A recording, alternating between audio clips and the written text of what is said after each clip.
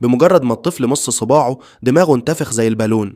لكن مامته ما انتبهتش لده. الحقيقة الطفل ده مش طفل عادي، كان عنده شوية قوة خاصة. أبوه فهم ده لما بدأ يعلمه يتكلم، لكن صوته كان مختلف شوية. من وهو في بطن مامته كان بيقفز ويرقص، لكن الأب عمره ما انتبه للموضوع. بعد ما اتولد، لما الأب غير له الحفاضة لأول مرة، الطفل ابتسم ابتسامة خفيفة وفجأة طلع شطحة مية بارتفاع 5 أمتار. الأب اتبلى والطفل بدأ يضحك. أول ما بقى عنده 3 شهور الطفل بدأ يرقص فعلا. الأب اتخض لما شاف كده. الطفل كان يقدر يغير وشه في لحظة وبدأ يجري بسرعة زي الهوا.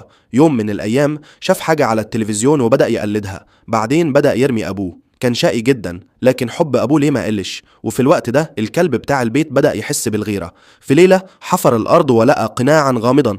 أول ما لبس القناع اكتسب قوة. دلوقتي كان عايز يعمل مزحة مع الطفل. الكلب جاب للطفل قنبلة مزيفة وخباها ورا ظهره، لكن الطفل كان شاطر جدا، نزع فتيل القنبلة. بعدين هو بنفسه عمل صوت انفجار وجاري بعيد. الكلب فكر انه كسب. بعد كده الطفل رمى عظمة الكلب مسكها، وفي اللحظة دي حصل انفجار